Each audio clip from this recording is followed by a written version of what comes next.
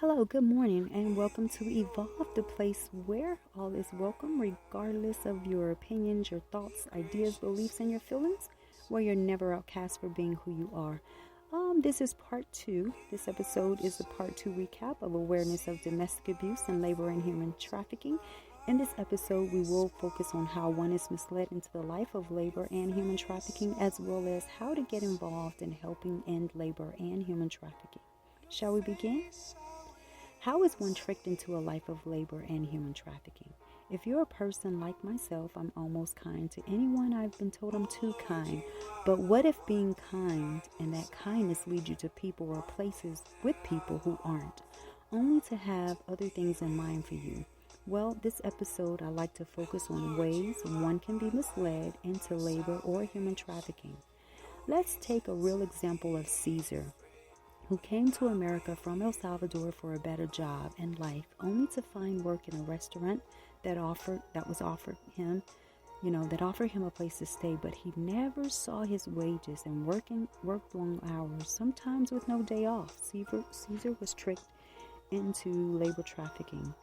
This happens to many foreigners here in America, and it's wrong. Although Caesar came in contact with someone who noticed this happening to him and was able to help him out, not many get help or know what to do, come into a foreign place, and for many foreigners, they come to work wanting the same thing the average American citizen wants, and that's a chance at a good life. Some are taken advantage of, and it's wrong. But this is one way an individual is tricked into labor trafficking. It could be either a woman, man, even children or young teens. Let's focus on some other ways one can be tricked into labor trafficking. The promise of a visa or citizenship is one way. Being told they can be promised, with visas and citizenship. These victims work long hours, and some work every day. Very sad for foreigners who don't know the laws here or where or how to get out of this type of life. I once came in contact with a guy who was working at a restaurant. Every time I went there, he was there. And I asked him if he worked all the time, and he just looked at me and went, But he acted as if he was being watched, and he wanted to talk, but he couldn't.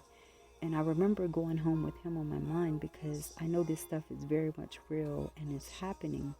But, I was told, we Americans are spoiled and we pay very little attention. But I can tell you, I observe and have experienced or came in contact with what I speak about. So I am not merely just speaking. I have been affected in, some way in what I speak about. Believe me. I end my nights in deep thoughts or saying my prayers that many of these victims are rescued, because people who do this to victims only see greed. And it's never enough. They don't see the pain they're causing to their victims, not until it happens to them or their loved ones. So if you'd like to know more about labor trafficking, you can do research and find out how you can help victims in these situations. Or you can get involved by visiting https://www.acf.gov/otip/ways-end-trafficking. Again, that's https://www.acf.gov/otip/about/ways-in-trafficking. One way is think before you shop, do something rather than nothing. These victims depend on it. Now, what are some ways one can be misled into human trafficking? One method that is used is misleading friendships. It could be by either a female or someone she knows, to mislead the victim into this type of life. The promise of a loving relationship can be misleading, and that could be boyfriend, girlfriend, boyfriend, boyfriend, girlfriend, girlfriend, a job, hitchhiking, trusting rides with strangers, so be careful, as these drivers aren't screened. Even spending the night at someone's home or place can be misleading. lying to the victim, telling them one thing and doing the total opposite of what they said. This one is very common. This is the number one way victims are misled, is when the trafficker lies. If you're told something and it doesn't happen in the next day, 9 out of 10 it won't happen, and it's most likely a lie. These are some of the ways one can be misled in our youth. Is the trusting of friendships or an individual, promising something that never was received or intended for the victim to have. These are very scary, but it should be, and the fear should cause us to be careful with the people we build friendships with, especially if it's out of the norm. Be careful. Be very careful. So what are some ways I can get involved to help in human trafficking? Let me say this. This is not a one person's job. This is a community's job. If you care, I mean really care for the victims living in these situations, then get involved. Not get involved and then decide just because it's not at your front door, you want to stop. Or just because it's not your relative, you want to stop. No, once you're involved, be involved. These victims depend on us to be their voice. It's a continuous job that requires work daily. These victims depend on us. While we're smiling and enjoying life each day, their lives are miserable, impacted by pain daily. And how I know? Because I was impacted by it, and it changed my life forever. I mean, forever. I don't care if if no one listens to this podcast, just me, bringing my voice forward, speaking, I know that I'm helping someone, and someone would click that button that needs this help, needs this resource. So once you get involved, please don't stop. Please don't stop. Continue.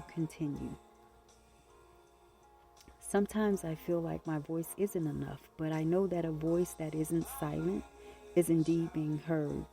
To cause pain of this sort is horrific, and to have it caused by adults that we trust is even more horrific, especially for our youth who are just beginning to live. Even if it's no relative of yours, the victim, is still another mother's child. So please, once you start, continue. So how can I get help, or how can I get involved? Or how can I help?